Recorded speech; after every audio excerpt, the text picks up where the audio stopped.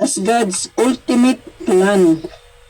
Ito pala yung ultimate plan ng God in the distant future, to gather all of creation together under the headship or leadership of Jesus Christ.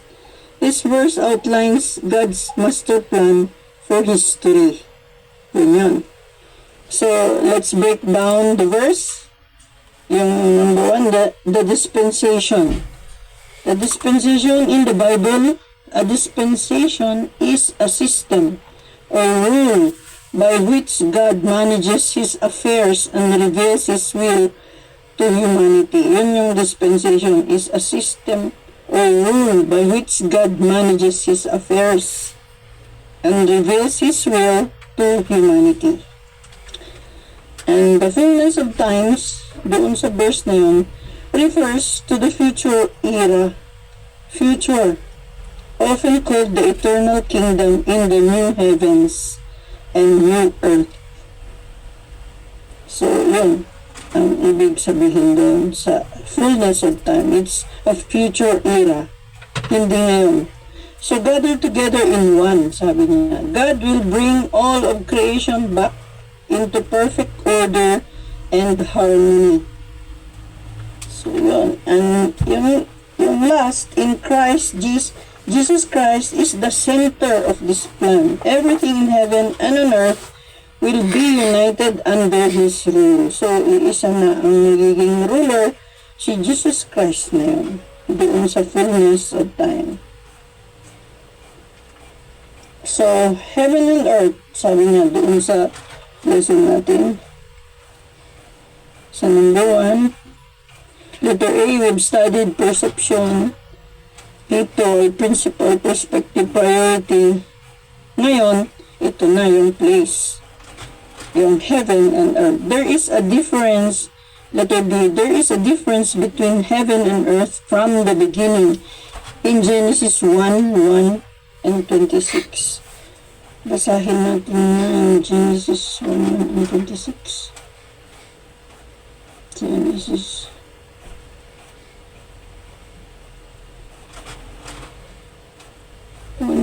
In the beginning, God created the heaven and the earth.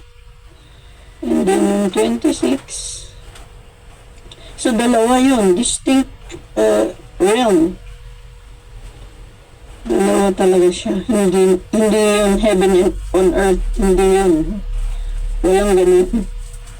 And God said, let us make man in our image after our likeness and let them have dominion over the fish of the sea and over the fowl of the air and over the cattle and over all the earth and over every creeping thing that creepeth upon the earth. O, diba? Talagang dalawa yun. Distinct realm. Magkaibang place. Sabi niya, heaven and earth represent two distinct realms of God's creation. Heaven is the spiritual dwelling place of God and angels. Sa earth naman, is the physical home for mankind. So, kung may home ang mankind, may home din ang God and the angels, which is the heaven. Sabi niya, earth is the physical home for mankind. God's plan separates these two domains and their future destinies. Diba?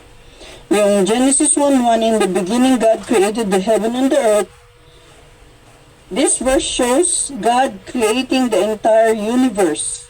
Both the spiritual realm, heaven, yun yung spiritual realm is heaven, and the physical realm is the earth. It establishes that everything relies on God, not on natural chance. Diba? Siya ang nag-create, hindi natural chance lang. So yung distinction, from day one, God established two completely different areas, one physical made for humans and the other spiritual. Why this difference matters? Kasi yung iba sabi nyo, oh, this is heaven on earth. May mga expression sila, di ba? earthly promises, God made covenants, binding promises, specifically for an earthly nation, Israel. The hope of Israel is to see God's kingdom established physically right here on earth. Siyempre, yun yung promise na, earthly promise ng God sa kanila. Meron namang heavenly promise. Heavenly promises today, during the dispensation of grace, God offers free salvation and spiritual blessings to everyone. So, free yung salvation natin and free yung spiritual blessings sa bawat isa na naniniwala. Believers are called the body of Christ and have a spiritual home and purpose in the heavenly places. Yun yung mga promises naman para sa heavenly promises para sa body of Christ. Yung mga believers ang tinutukoy dito, hindi para sa mga unbelievers, hindi ito para sa mga unbelievers. So the ambassadorship, because believers in this current age have a heavenly calling, they act as ambassadors. Ano ang ambassador? They are representatives of heaven while they live on earth. Diba? They are the representatives of heaven na habang nabubuhay sila dito sa mundo. Okay? Yan. Why is this dispensational? Oh. Diba, dispensational yun, heaven and earth. Talagang magkaiba. The different concerns what God is doing and why. Why is this dispensational? The difference between heaven and earth bears down to distinct spiritual and physical goals. This is dispensational because God changes what He is doing and why He is doing it. Diba? Nagbabago kasi. Nagbabago yung kanyang ginagawa. And why He is doing it. Depending on the historical era. Diba? Earth is for physical kingdom promises, while heaven is for spiritual grace. Siyempre, diba? Earth, this is a physical planet. It is the form of God's earthly prophetic program. It is the focus of God's earthly prophetic program. It involves physical blessings, a literal kingdom, and the nation of Israel. So, literal itong earth. Literal blessings, literal kingdom para sa mga Israel. Ang heaven naman, this is a distinct spiritual realm. It is the focus of God's heavenly places program. It involves spiritual blessings, grace, and the church, the body of Christ. Yun yun. Yun yung mga blessings, spiritual blessings para sa heavenly places. Why dispensational? Dispensation is a period of time, kanina, where God gives mankind a specific set of rules and carries out a distinct plan. The difference between heaven and earth is dispensational because God's focus and methods change across history. Yun yung reason why it is dispensational. Hindi pare-pareho ang kanyang mga instructions sa bawat panahon, sa bawat dispensation. Diba? Sabi niya, God's plan for its location is different. What God is doing on earth? Anong ginagawa niya sa earth? He is fulfilling covenants made to the nation of Israel. Kasi Israel lang kasi ang may covenant. Wala tayong covenant sa Panginoon. Sila lang ang meron. Diba? This program centers on a literal earthly kingdom where Jesus Christ will physically rule and dwell with His people. And it will happen sa 1,000 years millennial kingdom. Diba? So, ano naman ang ginagawa niya in heaven? God is doing in heaven. Today, during the dispensation of grace, God's program is a secret, the mystery that was hidden in past ages. God is saving people by grace through faith apart from the law. Yun yung mystery. Those saved in this era are given a heavenly destiny rather than earthly kingdom. Understanding these differences keeps God's promises straight. It prevents believers from mistakenly applying Israel's earthly physical blessings to the church today, which operates under heavenly spiritual blessings. So, kung maintindihan natin ang differences ng earth at saka heaven, ayun, it prevents believers, sabi niya, from mistakenly applying Israel's earthly physical blessings to the church today. Kasi ang nag-ooperate today is under heavenly spiritual blessings. So, malalaman natin ang difference kung we study the Bible rightly divided. Diba? Hindi lang biblical, but dispensational. So, doon tayo nagkakaroon ng difference sa mga Christendom, diba? Na pinaghahalo nila, heaven and earth daw. Diba? Hindi magkahalo yun. Hindi pwedeng magkahalo kasi may distinct purpose yung heaven and earth. So, number 2 na tayo. The distinction between heaven and earth.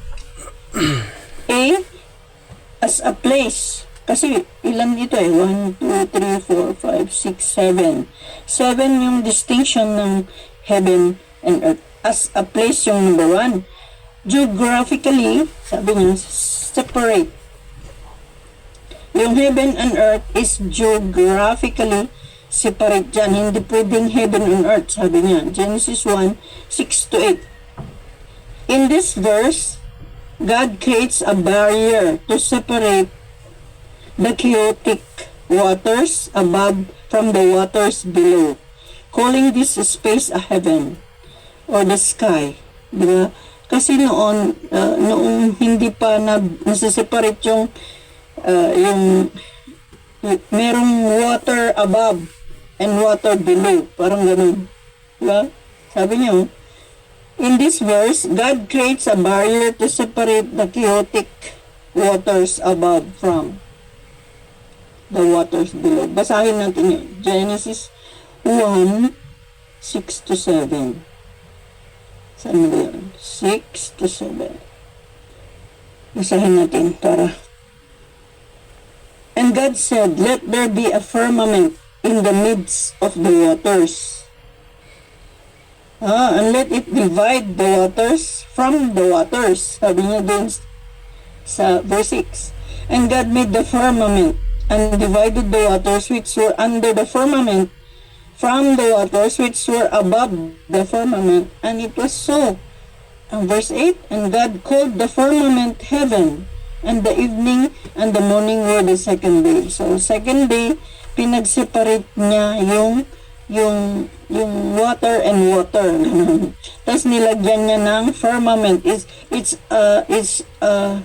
space between the waters and the waters above and waters below. So that space was called heaven or the sky. Yun yung sky. This show that heaven and earth are two physically separate realms, and that the Bible does not teach a literal heaven on earth. Diba? Hindi pwede yun. From the very beginning of creations, God established two distinct domains, the earthly realm where humans and animals live, and the heavenly realm, the sky and the dwelling place of God and angels.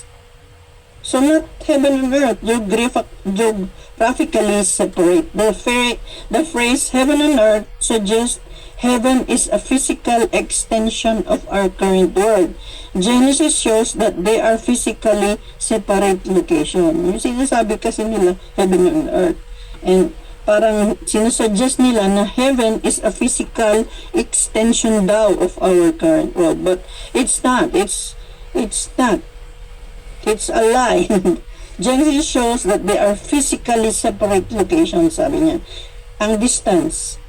Heaven is spoken of as a distinct location up from the earth. Diba? Up. Up there.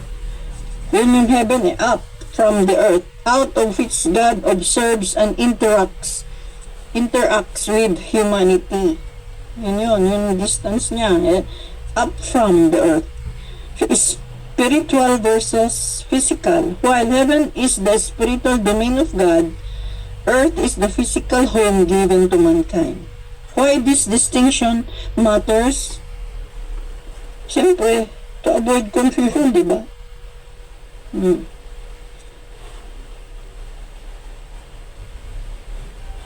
So, yung letter I, sabi niya. Down from H. Psalms 14:2, fallen from heaven, Isaiah 14:12.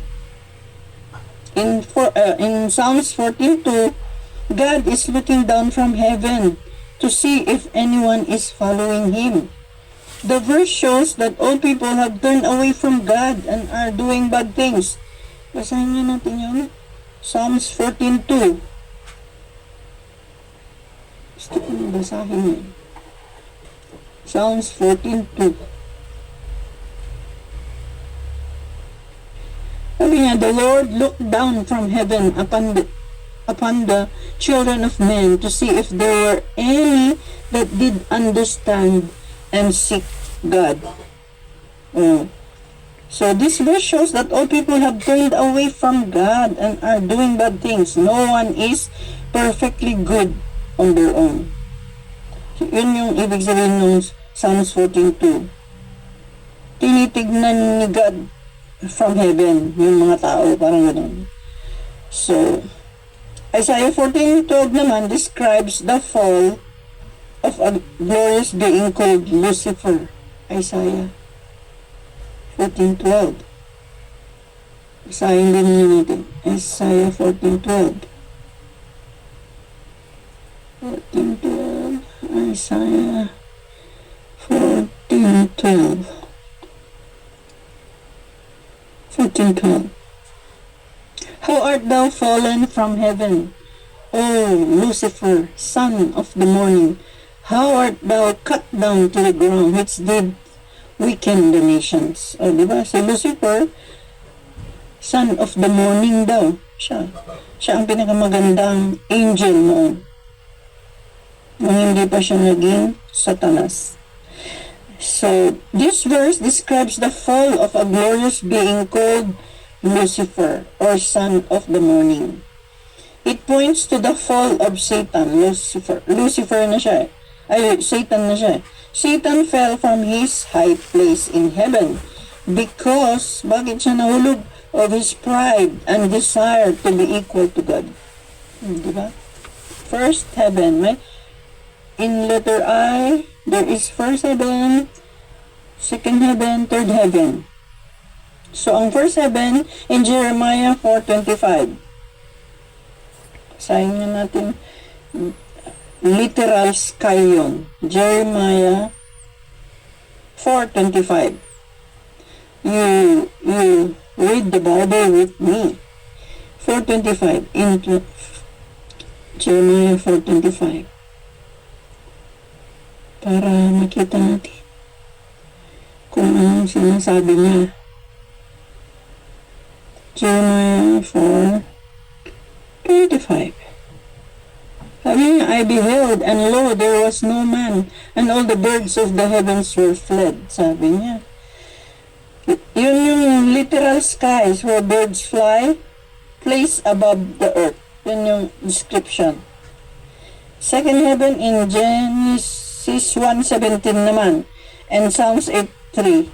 Outer space, the realm of stars and planets. Yung second heaven in Genesis 1:17 naman. Kaya Genesis 1:17.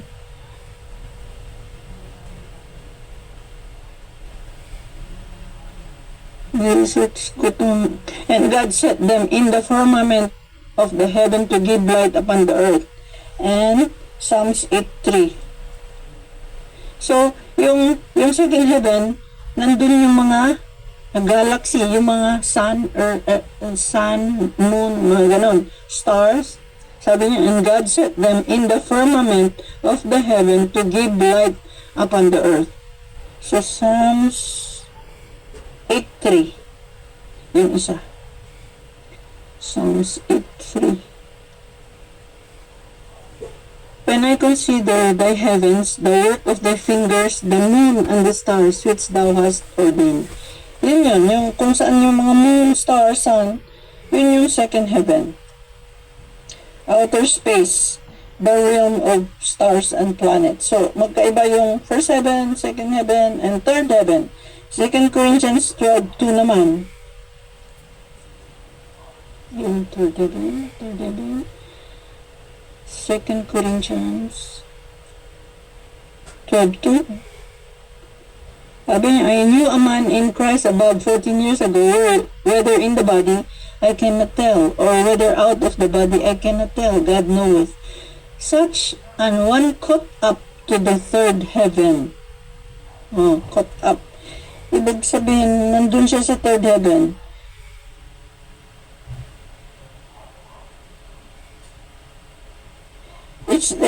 Heaven is dwelling place of God, or the paradise, yun na mention dito sa Quran.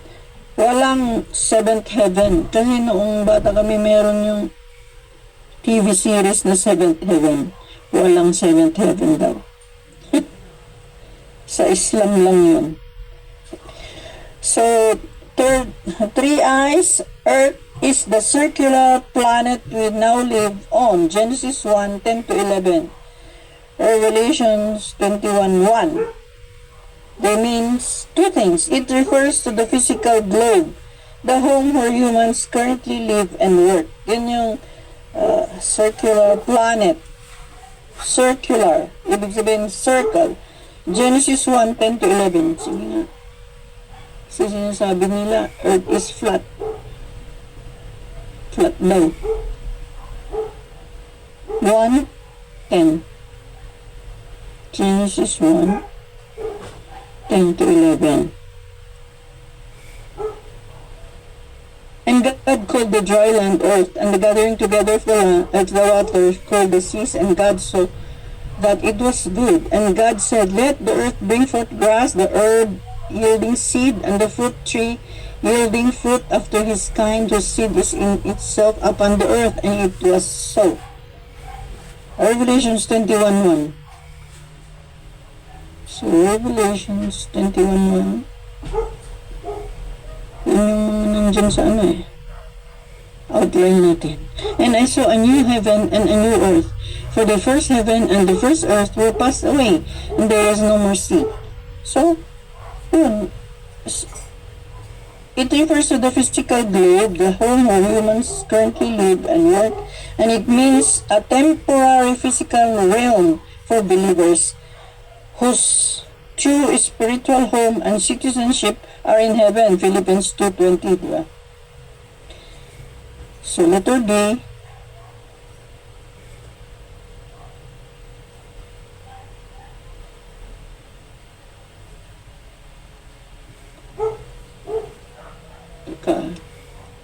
Yan, dali lang.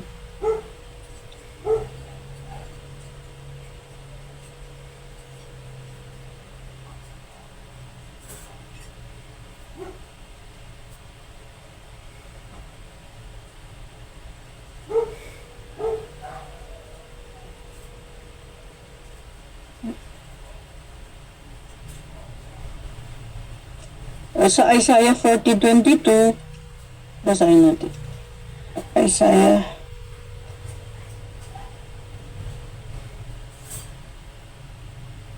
40:22. Sandali lang. Hanapin natin. Isaiah 40:22.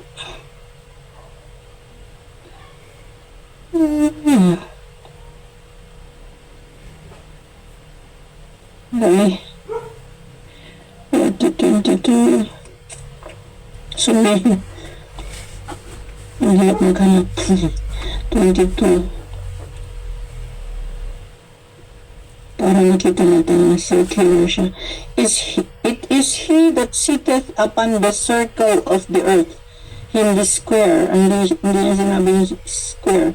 And the inhabitants thereof are as grasshoppers that stretches out the heavens as a curtain and spreadeth them out as a tent to dwell in. So, sabi niya, it is he that sitteth upon the circle of the earth. Hindi sa square or flat, di ba? Nasa Isaiah 40:22 yun. So, letter B.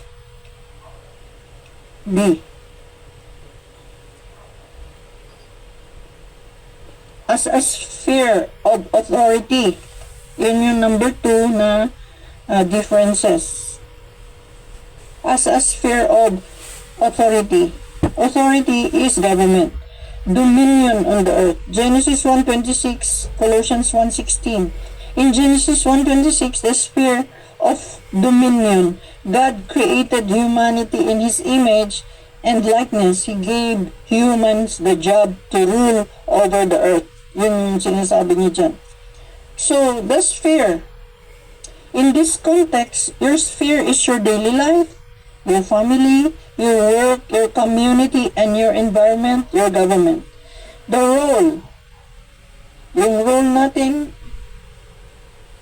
as an ambassador, you are to bring God's order, case, and goodness into your specific sphere. You act as His representative on earth. Yun yung role natin sa sphere na sphere of dominion, yung ganun, dito sa mundo natin. God created humanity in His image and likeness. He gave humans the job to rule over the earth. Diba? It is our job, and we are called ambassadors, His representative on earth. Colossians 1:16, the authority of Christ. This verse states that, yung sa Colossians 1:16, sabi niya, this verse states that absolutely everything in heaven and on earth was created by Jesus and for Jesus. This includes both visible and invisible things. So the sphere naman, because Jesus is the creator, He is the ultimate sphere in which all things exist, operate, and hold together. He is the ultimate sphere. Yung role, you do not rule your life in your own power. Diba? Hindi natin kaya. Instead, you operate in Christ. You act as an ambassador, drawing on the authority and power of the one who made everything. So, yun ang role natin.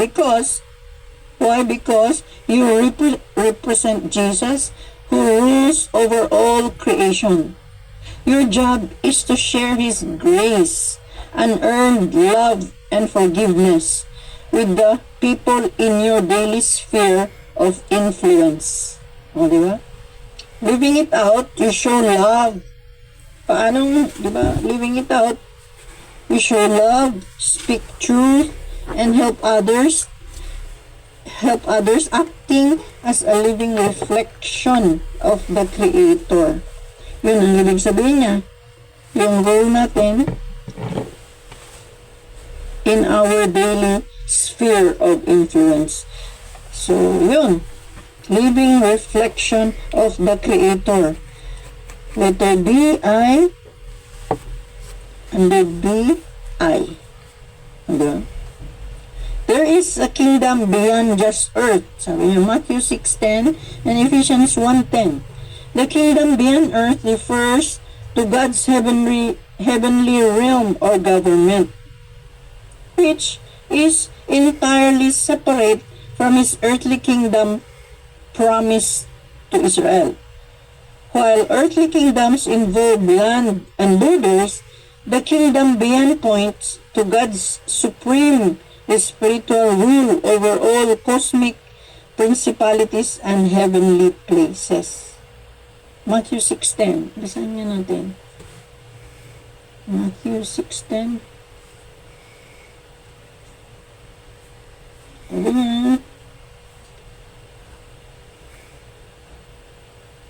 Thy kingdom come, thy will be done on earth as it is in heaven. Sabi niya, yeah.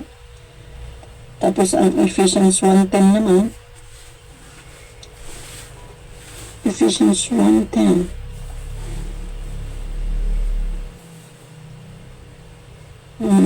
The kingdom come. That in the dispensation, the fullness of time, He might gather. Yun yung text natin pala. So, He might gather together in one all things in Christ, both which are in heaven and which are on earth, even in Him. So, it's all about Him. It's not about us. Diba? The kingdom beyond earth refers to God's heavenly will or government. Yun. In Jesus' earthly ministry, He taught this prayer to Israel, yung Thy kingdom come. Matthew 6:10. To prepare them for an earthly kingdom where God's rules would finally govern human society. Tinuro niya sa mga Israel yun. Prayer na yun sa Matthew 6. Pero ang ito sinasabi nga is the Lord's Prayer. Hindi naman siya makasalanan, di ba? Wala naman siyang kasalanan. Itinuro lang doon sa mga Israel. Sabi niya, it asked for the King Jesus to return and establish earthly peace and justice, just as God's will is currently done in heaven. Yun yung ibig sabihin ng Matthew 6:10. Ephesians 1:10 naman, ibig sabihin that He might gather together. This verse highlights a specific secret plan or mystery revealed to the Apostle Paul. It's a secret plan or mystery but revealed to the Apostle Paul. It describes God's ultimate goal to unite both spiritual authorities in heaven and humanity on earth under the leadership of Jesus Christ. Yun sa Ephesians 1:10. So, key differences between church and kingdom. The church is not a kingdom. Diba? The church is not a kingdom, but a spiritual body. Members of the church are called ambassadors who represent heaven while living on this earth. Yung kingdom naman, the kingdom involves literal government, dominion, and rule, which will eventually be established in the future. Future pa yun sa 1,000 years. Believers are considered heavenly citizens who hold positions of spiritual authority in the unseen realms above. So, positionally, nasa heaven na tayo, di ba? Lahat lang ng believers, sabi niya, believers are considered heavenly citizens who hold positions of spiritual authority in the unseen realms above. So, we are heavenly citizen. So, the long I, we are given seats in heaven above all. Ephesians 1:20-23, Ephesians 2:6, Ephesians 3:10 and 15 means we share His victory, His authority, and His peace right now. Positionally, we are seated with Jesus in heavenly places. Yun yung ibig sabihin nun. Basahin nyo nun. Ang dami. So, letter C, as a people. Number 3 na differences, as a people. Nations, borders, tribes, lands are all description of people on earth. Yun yun. Borders, nations, yun. So, letter I, we will bear the image of the heavenly. 1 Corinthians 15:47-49. 1 Corinthians 15,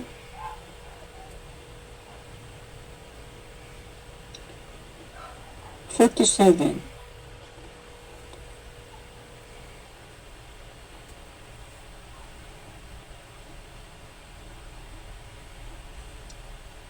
The first man is of the earth, earthly. The second man is the Lord from heaven. Hanggang 49 siya. As is the earthly, such are they also that are earthly, and as in the heavenly, such are they also that are heavenly. 49. And as we have borne the image of the earthly, we shall also bear the image of the heavenly.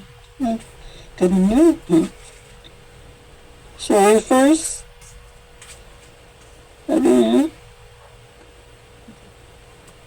this passage highlights a major shift in how God deals with humanity, earthly versus heavenly. This view teaches that while Israel's promises in the Bible focus on earthly kingdom, the body of Christ, the church today, has a completely heavenly destiny and calling.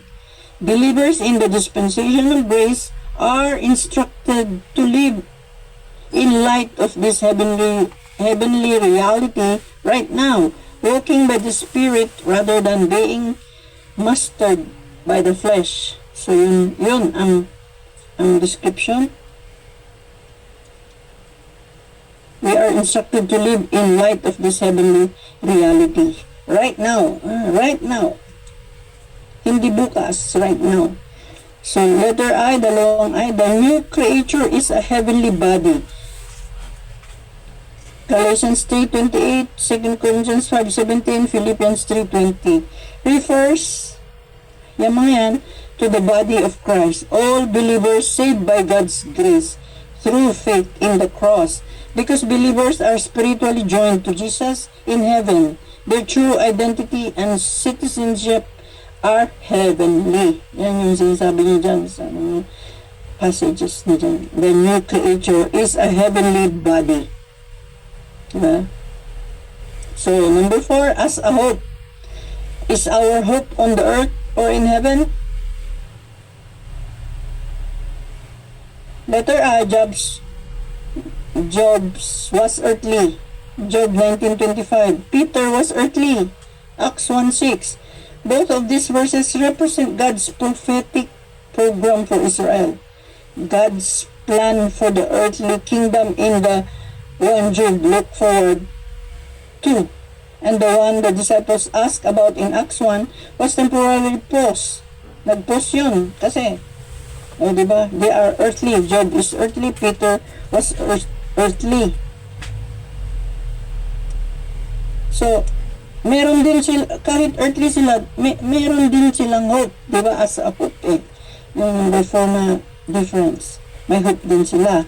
And, ganun din tayo. Today, we live in the dispensation of grace where God is offering salvation by grace without works to all people through the Apostle Paul's teachings rather than establishing an earthly kingdom for Israel lang. Di ba?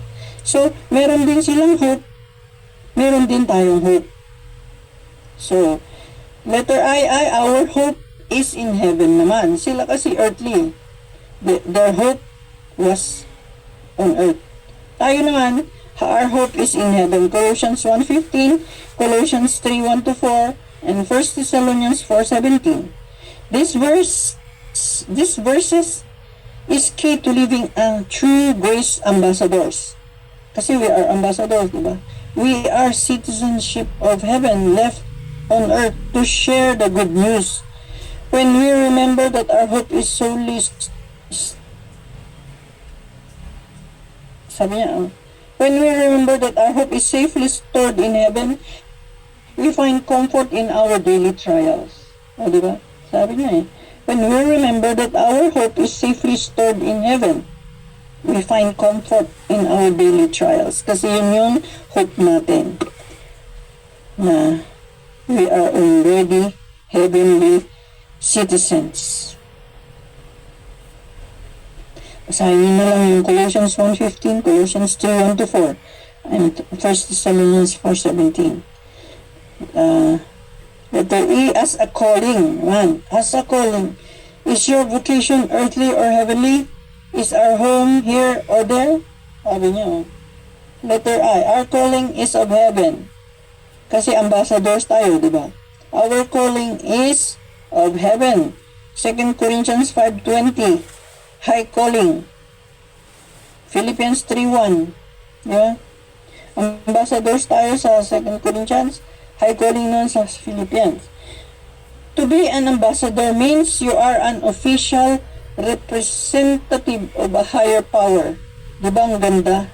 Amazing, di ba? Pwede pala tayong maging ambassador din, hindi lang yung mga ambassador natin, no? Tayo din, ambassadors. We are official representative of a higher power. See? Apostle says in this verse, believers are ambassadors for Christ. Means, your true home is heaven, and your calling is to represent God on earth. Oh, di ba? We represent God on earth as ambassadors. Letter I, Israel has a city on a hill to redeem the earth. Matthew 5:14. Jesus calls his followers the light of the world and compares them to a city set on a hill that cannot be hidden. This Jesus' earthly ministry is to Israel, not the church today. Para sa Israel yun, yung city on a hill. Di ba? To redeem the earth.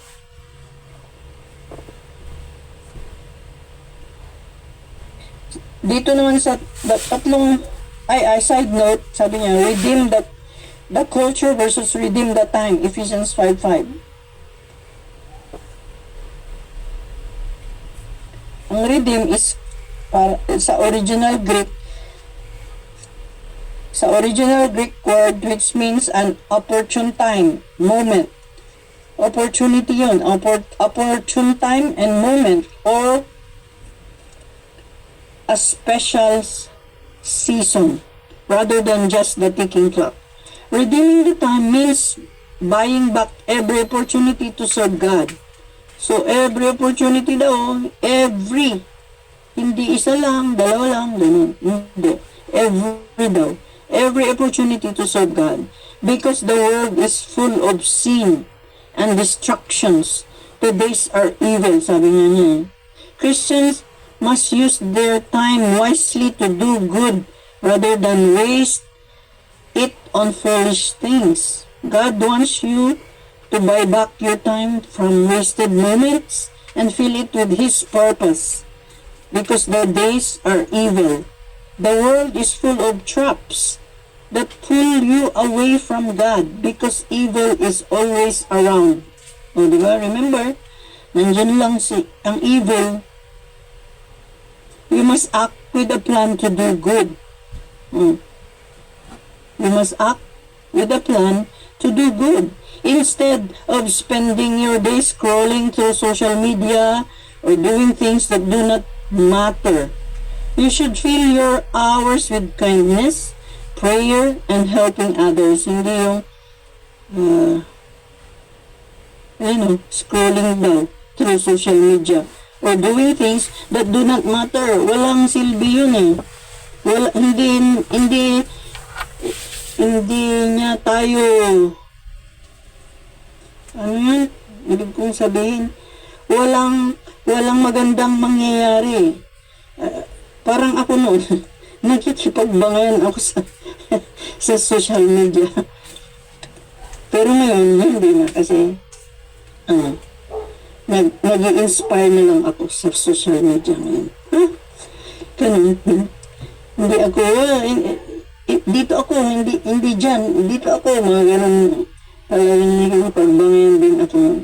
Pero sabi niya, instead of spending your day scrolling and nakipagbangayan sa social media or doing things that do not matter, you should fill your hours with kindness, prayer, and helping others. Walk circumspectly, sabi niya, Ephesians 5:15-16. So, kung anong sinasabi ng apostle natin, edi, yun ang gagawin natin, di ba?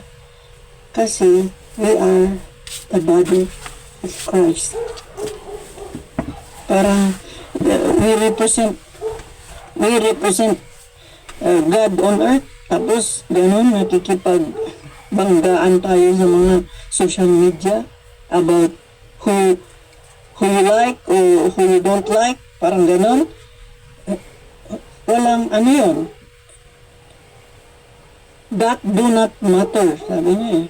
So, ganun.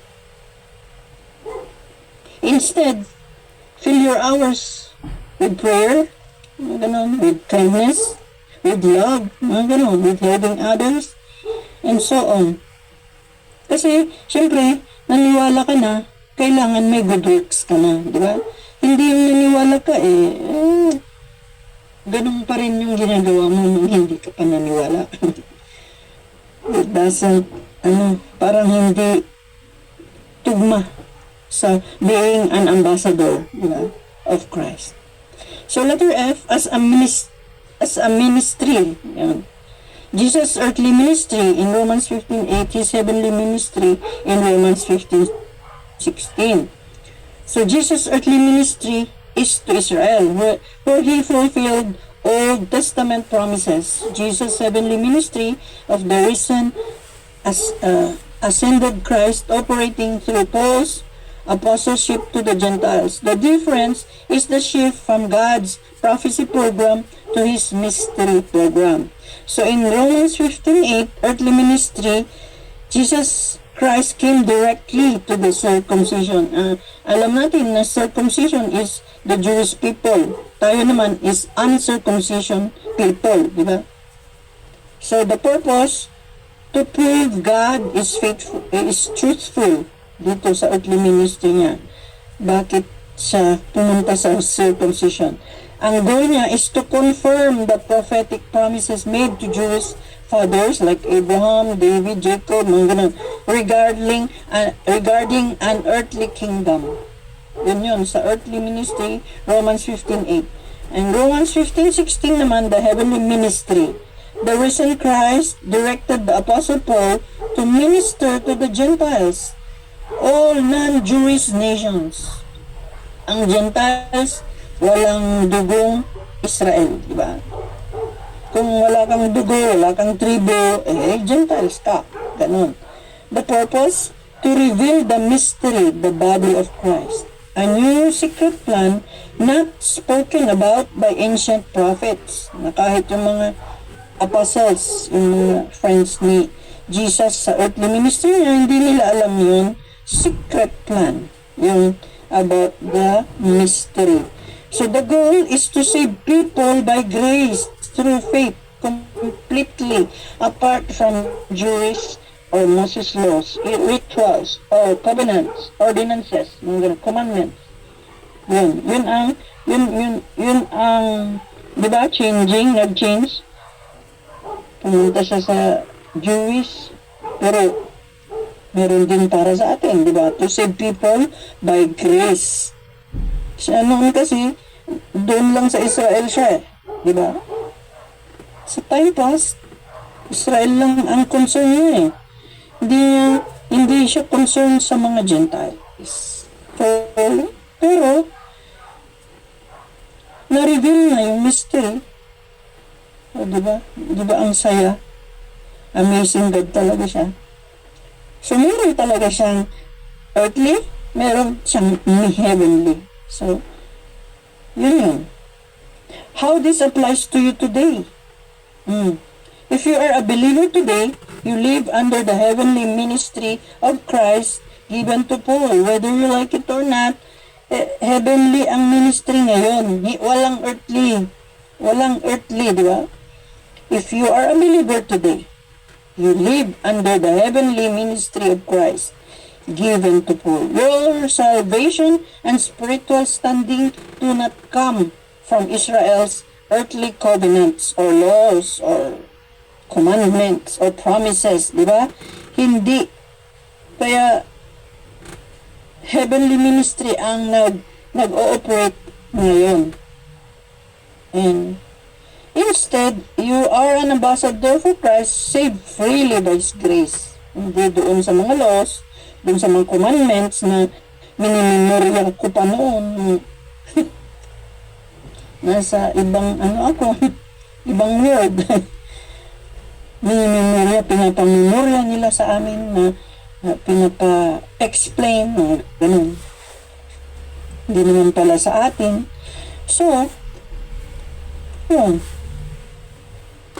Your salvation and spiritual standing do not come from Israel's earthly covenants or laws or commandments. Instead, you are an ambassador for Christ, saved freely by His grace, without the law, without works. You share this good news so that others can be presented acceptable to God also. Diba? Hindi natin siya sasarilinin.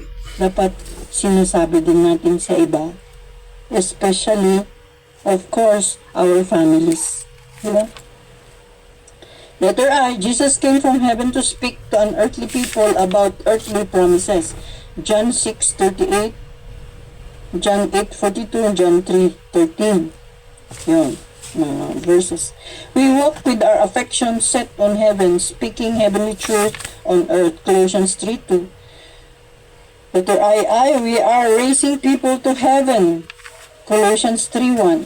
Israel is restoring the earth. Sila, restore nila ang earth. Tayo hindi. Heavenly tayo eh. Colossians 3:1. If then you were raised with Christ, seek those things which are above, where Christ is sitting at the right hand of God. See? This verse highlights a major change in how a believer should live their life. Okay? Oh, major change. Dapat may major change tayo. And kasi believer na tayo eh, di ba? How we should live our lives. Kasi nakasit tayo dun sa right hand of God. Why right? Hindi left. O diba, right ang kon eh. My hope. Your spiritual reality. If you have trusted in Jesus Christ, you share in His resurrection. You are spiritually joined to Him. Galatians 2:20. Diba? The right hand of God. Why right hand? Hindi left, diba? This is a place of victory. Yung right hand niya is a place of victory, honor, and complete peace. Kasi yung left niya, diba, yun yung nahuhulog niya doon sa lake of fire. Yung left. Diba? Yun yung logic doon. Why right hand of God? This is a place of victory, honor, and complete peace. Because Christ is seated there. Diba? His work is finished. Tapos na yung kanya. Seek things above instead of focusing on worldly rules, religious rituals, or earthly worries. Diba? Kailangan seek things above instead of focusing on worldly rules. Ginabi niya. On earthly worries. You should focus on your heavenly standing and your identity in Christ. Diba? Sabi niya dun sa gospel na the only gospel that saves today is 1 Corinthians 15:1-4, di ba? Sabi niya dun sa 1, stand wherein ye stand. Kaya kailangan natin mayroon tayong stand. Focus on your heavenly standing and your identity in Christ. Diba? Basahin niyo yung 1 Corinthians 15:1. Nandun yun, yun. Kung naniwala ka, dapat mag-stand ka. Parang ganun ang sabi niya doon. See? Heavenly standing and new identity in Christ. Letter G is a blessing. Are your expected blessings here or there? Here on earth or in heaven? Ganun. Believers in the grace gospel expect spiritual blessings in heaven, not earthly prosperity. The focus is on the mystery of grace revealed to the Apostle Paul. We share the message of reconciliation as ambassadors while waiting for our recall to heaven. Diba? Ang galing, diba? Believers on the grace gospel expect spiritual blessings in heavenly places. Hindi yung earthly prosperity, yayaman tayo. Hindi naman masamang yumaman, di ba? Pero hindi yun ang focus ng natin. The focus is on the mystery of grace revealed to the Apostle Paul. We share the message of reconciliation as ambassadors while waiting for our recall to heaven. Until redemption na yan. Nag-aaral tayo dito ng salita ng Panginoon na naliliwanagan tayo. Kailangan merong manifestation sa mga buhay natin, di ba? So, until the recall, until na tawagin na tayo to heaven. Spiritual blessings versus earthly blessings. Spiritual blessings, these are inner gifts like salvation, grace, forgiveness, righteousness, justification, peace with God, and so on and so on. Diba? Ang dami. Ephesians 1:3-5, Philippians 4:6-7, 2 Corinthians 9:8, Romans 8:16-17, mga ganun. Sa spiritual blessings naman, these are physical, material, or financial rewards. Ito yung ito ang earthly blessings Palaging physical yan, material. The Bible contrasts the two, noting that we should expect spiritual riches now, not physical prosperity. So, ang payayamanin natin is spiritual riches daw. Yung we should be expecting now and then yung spiritual riches. Hindi yung physical riches, prosperity, mga ganun. So, yun. How do we do that? How do we do that? So, number 2, earthly versus heavenly destinations. The earth. The earthly destiny and physical blessing belong to the nation Israel. Always yan. This includes an earthly kingdom and physical promises in James 1:17 and Ecclesiastes 5:19.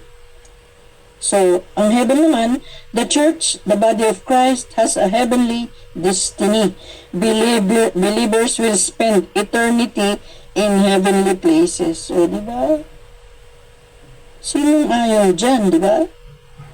Pero, kailangan din naman, kung believer ka na, siyempre, pagtrabahuan mo din yung good works mo.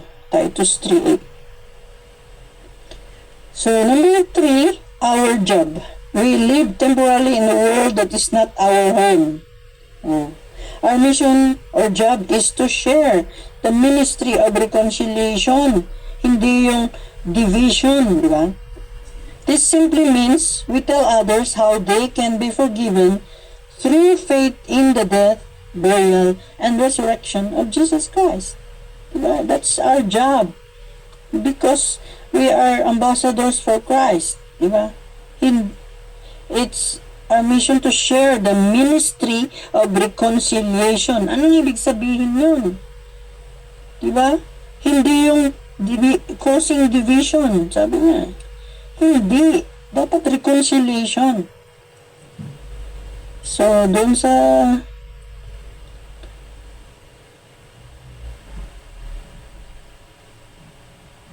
number 3 na tayo, respecting God's government.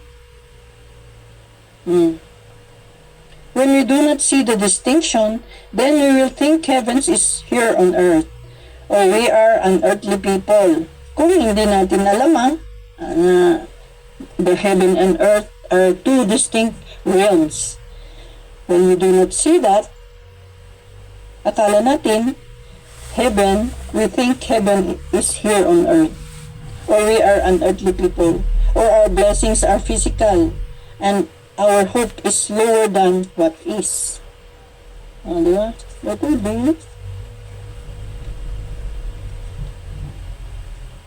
Israel was the means through which God will govern the earth. Diba? Letter C. So, through Israel, Israel was the means through which God will govern the earth. Siyempre, maghahari siya sa mga Israel. Kasi yun yung promise niya noon pa. Letter C. Tapos na tayo. Until then, we live in a present evil world. 2 Corinthians 4:3. Shining as lights from heaven. 2 Corinthians 4:3. 2 Corinthians. Okay. But if our gospel be hid, it is hid to them that are lost. Sabi niya dito sa 2 Corinthians 4:3. Until then, we live in a present evil world, shining as lights from heaven. Respecting God's government. To be a grace ambassador, respecting God's government means acting as an official diplomat of heaven while living on earth. It means you respect the earthly laws God created to help order, while putting God's grace and rules first in how you live. Kasi ang earth ay meron tayong, di ba? Law of the land. Yun. It means you respect the earthly laws, yung law of the land that God created to keep order, while putting God's grace to and rules first in how you live. Yeah? Kasi every nation, dito sa land, meron tayong law of the land. So we have to respect that. Kasi andito tayo sa earth. Yeah? Earthly rules and laws. God designed human governments to punish wrongdoers and keep society safe. We show respect to God by following these laws of the land. Paying taxes, yung isa doon, yung law, and being a good neighbor, a good person, a good citizen. But God comes first. Earthly laws, law of the land. But God's laws always win. If a human law asks you to do something directly against God's will, you must follow God's laws first. You must follow God first. Kung ano yung mabuti, kasi kung minsan, if a human law asks you to do something directly against God's will, you must follow God first. Ito yung last na topic ko. Earthly rules and laws. Sabi niya nga, merong law of the land. Pero kung paggagawin ka ng hindi maganda sa mata ng Diyos, ay sundin mo you follow God first. Sabi niya dito. So yun lang po ang heaven and earth na topic ko.